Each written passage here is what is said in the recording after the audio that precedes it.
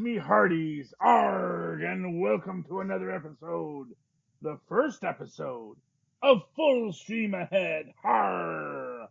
I'm your host, Charlie, the Professor Esser, and with me, as always, is my skinny rich friend... It's Mozz. Mozz, good to have you, my friend. Okay, ladies and gentlemen, welcome for the first time to Full Stream Ahead. Mozz and I's new channel on Capes and Lunatics on the Southgate Media Network, where we are going to do our classic Netflix-style reviews, but now breaking free of the bonds of Netflix or any specific group. No longer AKA Jones, no longer the sound of one fist punching, no longer worrying about whether or not you're a jive turkey or not, but they're all coming here to one home on Full Stream Ahead. And our first group of people to discuss in the Full Stream Ahead universe will be that wacky, zany, lovely Amazon Prime show, The Boys. Not about Boy Scouts. I know that's what you all thought when you saw the phrase that was called The Boys. Not really about Boy Scouts, but still, we're going to try and make it work. Let's get to our first. Now, a couple quick differences from our previous podcast. One of the things is, now, as you all remember, we always like to call out the staff writer or the staff, story editor as the hardest working person in show business. We're not going to do that anymore. However, at the end of this episode, me and Mozz are going to nominate someone for the hardest person X in this episode. That person will then have their official nomination, which you, the audience, will later get to vote on to see who, at the end of the season, will get a Hardy. Yes, a Hardy for the hardest working person in show business in their individual categories. So, watch for it, listen to it, and please participate. And if I may, on the counter side of that coin, if we feel there is a particularly bad performance, be it, in writing, plot device, or acting, or anything, they'll get the Hardly Working Award. The counter to the Hardys, it'll be the Hardleys. The Hardleys. Well, I don't know. That's being sprung on me right now, kids. Okay. Yes. Maybe. I don't know. I'm throwing it out there. Yeah, I know. I don't like to be mean, Mozz. I want this to be a podcast full of joy and building of people. But yes, I understand. But is that a fair bit of criticism, though? Yeah, I mean, there's ways to be fair in critiquing people without being mean. Certainly. Well, here's what I'll tell you. Anyone that's on this show is doing more than I'm doing with my life. So, I'm always loath to be too judgmental. But we'll get to that later. And if we do have some people who will say really tanked at this episode, we will mention it. Although, honestly, for this first episode, I don't have anyone that fits that category. No, I don't either. For the first two that I've seen, I don't either. Yeah. But just saying, sometimes you never know. There may be some stumbling block that needs to be pointed out. That'll be our warning to you people over at The Boys to keep up the good work. Okay. But tonight's episode, the name of the game, Season 1, Episode 1, when a soup kills the love of his life, AV salesman Huey Campbell teams up with Billy Butcher, a vigilante hell-bent on punishing corrupt soups, and Huey's life will never be the same again. Our director this week is Dan Trachtenberg. Eric Kripke gets our developed by credit. Garth Ennis, of course, and Derek Robertson get our comic book credits. And no other written bys are given for this episode in IMDb. We have all of our actors, including Carl Urban, who is our Billy Butcher, Jack Quaid, who is our Huey Campbell, and Anthony Starr, like the ant, is our Homelander, and Aaron Moriarty is our Starlight in each January. Okay, let's get to this episode. So, yeah, and just as to make a mention, one other person that we see in this episode is, of course, a gentleman by the name of A-Train, well played by Jesse T. Usher. And And I think the other noteworthy name, of course, is Simon Pegg playing Huey's dad. Yes. I was excited to see that. I'm a huge fan of Simon Pegg, so it's cool to see him as a child. Pegg, in the original comic book, Simon Pegg was the artist model. Oh, really? Well, yeah, for Huey. So, how interesting. Well, actually, comic book artists do that a lot. As an example, the character of Sinestro is actually built off of I'm blanking on his name, but he was a British actor with a little mustache, and yeah, but he was very famous. He was in a lot of films and basically played, he was in, oh no, not Michael Caine, but dang it, and I had his name earlier today and it's already gone. But yeah, but a lot of times, comic artists will just pick an actor at random and they'll draw a character to look like that actor. I mean, less so now since there's, of course, image rights and whatnot. But that's often the case. And in the case of Huey Campbell, he was originally designed to look like Simon Pegg. Yeah, so that's what. And when they did this, they said, Simon Pegg, he is no longer the young man that he was when this book came out. So they couldn't really cast him as Huey Campbell. But they said, but we really want you to be a part of this if you're willing. And he said, well, I'd love to do whatever you want. And they said, you know what, you'll be Huey's dad. So I don't even know if Huey's dad was a character in the original book, but he is now. So very happy to have Simon Pegg in this. And okay, so our plotline is you get your basic setup of this. You have your superheroic universe, which is just it's a universe in which superheroes exist. And all of the various rules and regulations that come along with if superheroes were a real thing and a well-established thing. Well, not just that, but if someone had a private police force of superpowered humans, that's a heavy topic to consider. They get to that. Although to be fair, that's a much more murky issue in this, because I think on some level, yes, it's, what if we had a private police force?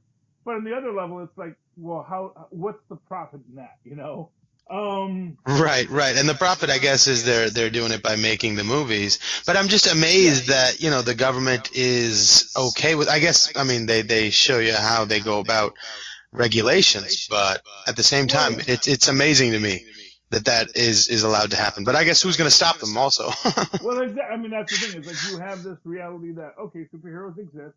They're behaving. This corporation is sort of being their front man. Right.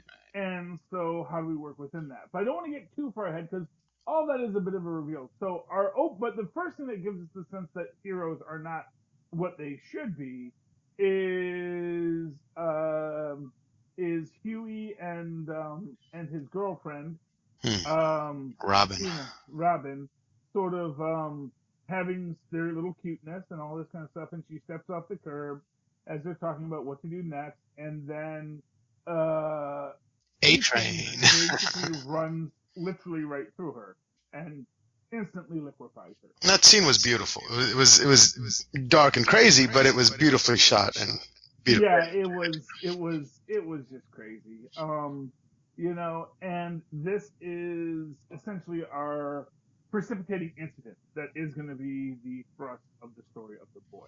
And it sort of lays the groundwork for avenues they are willing to walk down. Mm-hmm. They're willing to let us get close to a character and immediately, just say, okay, they are expendable for the sake of the story arc. So it raises the stakes immediately. So anytime something comes up, you're like, oh man, this person actually could die. Well, yeah, exactly. And that is the crux of the biscuit is, anyone in this story could die. Anyone in this story. And I've never read the boys' book, so I don't know really what's going to happen to everyone in this story. I know what has happened in some of the books through via Wikipedia, but I really can't say firsthand what is the central important thematic thing that they have to hit this point.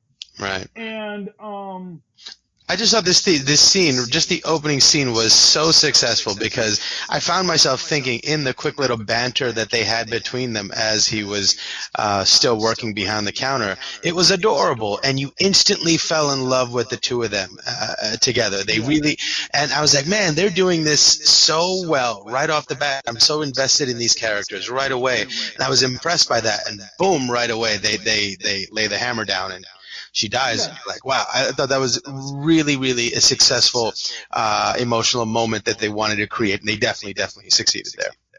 Yeah, and to be fair, I mean, I think that that is really what makes this a good series is that these are actors who are willing to, even if it's a small bit, even if it's a small role, Hmm. they are going to invest themselves in it. And the writing is good enough that when they do that investment, it is worth the value Yeah. to the point where you can really feel you can feel when people you can feel why um the why Jack Quaid, Huey Campbell's character, is going to be this hung up on Robin, played by Jess Salguero, because yeah, you can see she she is she is she is she is worth feeling devastated over, Mm. and you could feel the love between them, and that just makes it a really great thing.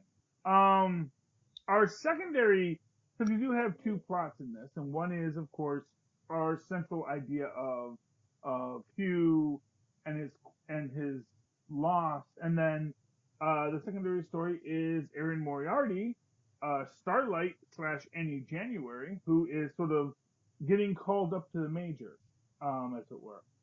Where clearly, super powered people are a thing in this universe, but there's being superpowered and patrolling your small town and smacking around muggers, and then there is getting called up to the majors, to the seven, Yeah. one of the few authorized superhero teams in this universe. It's interesting. Both of these characters, it's sort of like we're watching their innocence break down Mm-hmm. over what the meaning of having superheroes is. She thinks it's all, roses and rainbows, and he just thought it was just the way things were. Superheroes were good guys, and all of a sudden this happens, and we're both seeing that this corporation, the confidence in it is being broken down, and we're seeing that happen in two different perspectives. Well, yeah, and really, I think one of the central themes in this is that you know, as they say, don't meet your heroes. Mm. And I think, and honestly, there's an interesting little aside in this, which is that a character by the name of Lamplighter, who Hmm. was the seventh member of the seven, who they say is retired, but we don't know what happens to him, and Hmm. we never see him. And Yeah, it's one of these things where it's like, what happened to Lamplighter? What was his story? right, right. It's sort of like if you played the Halo video games, the Spartans never die; they're just missing in action forever. So it's Yeah. kind of like one of those things. Yeah, and I do wonder if that is what we're looking at with Lamplighter. But so each of these characters each meet their basically meet someone on the road in their hero's journey. Mm. In the case of Starlight, it is the Deep, Mm. Mm. and man, the Deep, who is being played smarmily well by Chance Crawford. And again, here's what I give to Mr. Crawford is you get cast into a role that is meant to be hated, Mm. and you got to pull it off. And here's what I'll say: he is in no way likable as a person who's meant to be hated, which I'm going to tell you right now is actually harder than it sounds. In being a guy who can be both unlikable and you know, do you watch The Good Place, Mozz? No. Okay, there is a character on it right now who is literally. So anyway, spoilers for the final season of The Good Place. The final idea is that you know well, the original premise is that the people were sent to the bad place, but they were told it was the good place because they wanted them to torture themselves psychologically. But they solved the problem, and the demon who created it eventually came to realize, you know what? I think humans can actually get better. They're not all worthless monsters. And so they're in this season they're redoing the experiment to see if humans can be saved. And one of the characters that they send to one of the people from the bad place they send to see if they can be redeemed is basically it's basically Donald Trump Jr. Huh. Just a complete and total narcissist who will never admit that he was born on third base and thinks, or he's born on second base and thinks he hit a home run. Right. It's Yeah. just, and refuses to apologize for any of the things he says or does. Yeah, so they've gone to lengths to make him completely irredeemable, at least thus far. Thus far, yeah. And although, I think that there is some, and it's this weird thing where it's like there's almost these things where you can say, oh, I see why he thinks he's a good person, but it's like he's not, but I can see why he might think that. See, I don't even think he does think that. Oh no, I think he very much thinks he's a good person. Well, I think his take on it, and here's I mean, from what I've read on the subject, I think that maybe someone did something similar to him. Right, but at that point, on her first day. I understand that, but that's exactly my point. If you understand that what that was done to you was not right or was not good, for you to turn it around and do it to another person, it's justifying it, but in your heart of hearts, I don't think that person truly understands that they're a good person. They're simply relenting to the idea that the flow of how everybody acts around me is going this way, so I will fall in line, but I know it's wrong, but everybody else is doing it. But it's never that I think I'm right or good. Yeah. Well, yes, I guess. I mean, it's this question about how self-deluded are you? And that is the central question. Yeah, I think there's a part of him. He has a lot of like self-loathing. You see that a little bit in the next episode, but yeah. Yeah, and it is this idea that I mean, he is the Aquaman testy. Mm-hmm. And the most recent movie aside, Aquaman had been kind of a character that was put upon. Yeah. And as I always say, the entire reason he was put upon was because in the Super Friends cartoon, no one was allowed to hit anyone. And while Superman and Wonder Woman could pull off, and Batman could pull off not hitting anyone with their basic look, Aquaman's look needed him to punch someone to let you know he was a BA. And they never let him punch anyone, so he just seemed like a guy, in a wetsuit walking around. And led to this, honestly, this ongoing theme in a lot of genre fiction, especially parody fiction, where the water guy is usually treated as superfluous character. Right. I mean, it kind of makes me think of the Adam Sandler movie, The Water Boy. That's exactly how he's treated. To some extent, yes. And for what it's worth, that is maybe why he lashes out, Yeah. Why he tries to grab what he can where he can, because he knows the minute the bigger guys get in the room, nobody sees him. He is the invisible man, as it were. Even though there is one. There is an actual invisible man in this, whose name is Translucent. And I love the mechanism of power too. It's not invisibility. It's that his skin turns into this weird carbon material that refracts and reflects light from around it. That's wonderful. I love that. It is fun. And I like that they make the point that it's also a bullet, that it also makes him bulletproof and this and that and the other. That he's basically Luke Cage. He's invisible without the strength, which is still a pretty good mix-up. But of course, you also have the classic Invisible Man problem: he has to be naked. Which again, why no one has ever thought to give him some kind of unstable molecule suit yet, But then again, it seems like he just likes being naked and wandering around and being the Invisible Man and watching women pee. Yeah, I mean, like it does seem like the ultimate in voyeurism slash what's the other one where you like showing off or Exhibition. exhibitionism, right? Yes. Although it's an interesting aspect of this, you notice that those are, while they are quote unquote gender neutral bathrooms, Hmm. they have urinals. Well, I mean, you can have both. You can have urinals and whatever. You don't have to exclude Well, one, especially if you're no. trying to be inclusionary. Come on now. Well, I mean, I get the idea, but it also suggests that these were always men's rooms, and then queen maids come around. You know what I mean? I guess that depends on how you want to look at it. Yeah. Well, trust me, I don't think the patriarchal vibes are meant to be ignored in this. I don't. That's a fair point. I don't think this is meant to be a woke society who's, Yeah, yeah. doppelganger who we'll see next episode aside. Mm. Oh, there's a character I wish we did more with. But anyway, so in this concept, Starlight is dealing with her stuff, and and what's his name?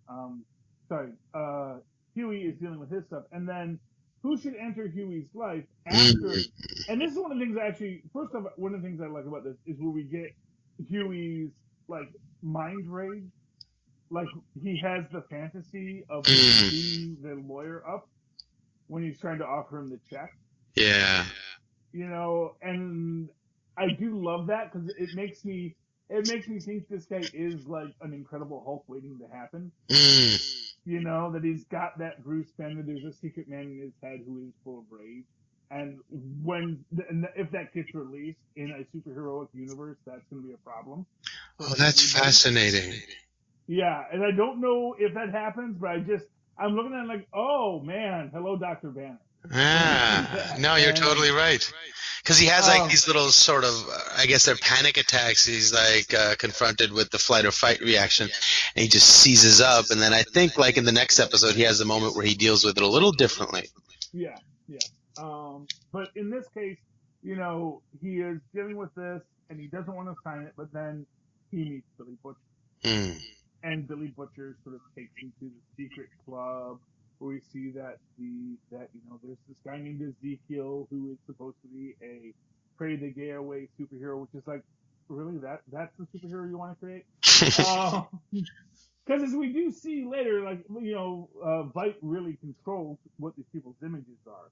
Right. And that's the image they decided to choose from. But it's also kind of like all these severely aggressively anti-gay senators being caught in back rooms with male prostitutes. So it's kind of the same thing, or maybe calling to light that same thing in a funny way. Yeah, but we also get the idea that and they've come up with this plot line, which is, I guess arguably useful, which is that they're going to bug the headquarters so they can get the dirt on the boys, but or on the seven. But of course, it does gang a non because he's in there, he goes to the bathroom. But we've already established in this scene that Translucent likes to hang out in the bathroom. And so, yes, he does plant the bug and all this kind of stuff and walks out. He gets his apology from A-Train, which I think actually in its own way was maybe even a bit cathartic for him, just to actually say, I want him to look sorry. I think the other part of it that was cathartic for him was that he has one over on him in that situation. Yeah. And that's why he was able to be confident that he was in control, that he was the one enacting the plan, and the other guy was none the wiser. So that gave him a little bit of confidence and a little bit of edge to stand on top of him to say, like I'm lording it over you, or somehow I have something over you. Mm-hmm. Yeah, and I think that this was kind of interesting. He does that, then him and Billy Butcher leave, of course. After he's planted the bug, and it's like, yeah, and of course Huey's all like, yeah, okay, what's our next thing? What are we doing next? And this I think is an interesting aspect of this because you can see he wants to do more, but and this is I think is a telling point is that three people, Billy, Huey's father, and Huey himself throughout this entire thing make this point about how Huey is not the kind of person who does this kind of stuff. He's not aggressive. His father says you don't have to fight. You don't have any fight in you, yeah. When Huey says he doesn't want to do it, he makes his point. He says, he says, this is my favorite artist is Barry Manilow, I think. Meanwhile, he's always wearing Ramones t-shirts and Van Halen t-shirts and Nirvana t-shirts. It's a weird little juxtaposition they do there. Where when he's honest, he says the people I like are kind of not hard aggressive rockers, but he's always wearing hard aggressive rocker t-shirts. So I always find that. So do you think that's him being a poser, or do you think that's somebody in costume on the show wanting to get cool t-shirts on? Well, I think maybe. Well, first off, possibly B, but more to the point, I think it might even be just this idea that because we see that he was a superhero, and I think it's like he has this fantasy of who he is. His fantasy is he's a guy who likes Nirvana. His reality is he's not a guy who likes Nirvana. He's a guy who likes Barry Manilow. Yeah, I like that. But he wants to be the guy who likes Nirvana. And even now, he wants to be the superhero. But, in his heart, other people say, no, you're not a superhero. Although, as we'll see next episode, maybe he is.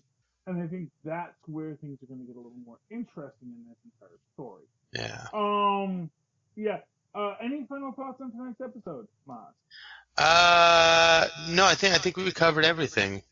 So who do you think deserves so our Hardy Awards here? Yeah. Okay, so I'm going to go out on a limb here. I'm going to give my nomination for the hardest working woman in show business this week to Jess Salguero, who plays Robin. She only has a couple scenes, but let's be honest here, she sold them. She sold them like an MFer. She really shows up. She makes this idea that, hey, I am an established character. I am someone you like. I am someone that you're going to get emotionally invested with. You're going to get emotionally invested with me over the next 5 minutes, and you don't know what's going to happen next. I couldn't agree more. That was exactly my pick, and for exactly those reasons, because it's such an important scene. It sets up so much of why you want to care about this show. First of all, like the whole linchpin of why Huey is so invested in this needs to be made like concrete, and you need to understand that, and you do in those just a few moments with them, how relatable they are, how much they actually really like each other, and how charming she was herself, and you fall in love with her, and you're like, man, these people are great, and then when they rip that away, you feel that emotional sort of distance too, and then for the second part to actually bring us to that moment to care, to feel the loss, to teach us that in this show anything can happen. And so it lets you view the whole show very differently. So it was such an important role and such an important moment that's exactly my pick for hardest working woman in show business this week. And I'm also going to give I want to give another one for best supporting hardest working person. And that I want to give to Chance Crawford. Who's that? The Deep. Oh, okay, for his effort to be as smarmy as he possibly could, and still seem very likable. Right. Like to be a guy who clearly is a scammer and a deviant and everything that you want to say is bad, but at the same time, I think he does sell it in a way that is both ridiculous and sublime. So he is my best supporting hardest working person in show business this week is Chance Crawford. I like it. Okay. I don't know if I have a second pick. Well, that's okay. That's a really good one. Yeah, no. I don't always have to have one, but that's a good one. Okay, so Mozz, in the meantime, in between this episode and the next, where can people find you? Oh, if they want to email me, they can email me at mozzmanzor@gmail.com or find me on Facebook under Mozz Manzor. That's MOZZMANZOOR. And, of course, if you would like to write to me in that old-fashioned email way, like they did in the 80s when the Watchmen first came out, you can always do that at superconnectivityblog@gmail.com. That's superconnectivityblog, all one word, @gmail.com. And of course, follow me on Twitter as I live tweet all sorts of things, including The Watchmen on HBO. I don't get to review that. Phil and Tyler are reviewing that over on Who Podcasts The Watchmen or something along those. It's on the Capes and Lunatics feed. Just subscribe, you'll get it. And they do some great work over there. Charlie Esser, that's CharlieEsser. Look for the two E's in the middle. For quality. Bing! There you go. All right, ladies and gentlemen, thank you once again for joining us. Well, for the first time here on Full Stream Ahead, me Cardies. Keep your eye on the North Star, and remember, red sky in morning, sailors take warning, red sky at night, sailors the light. Arg!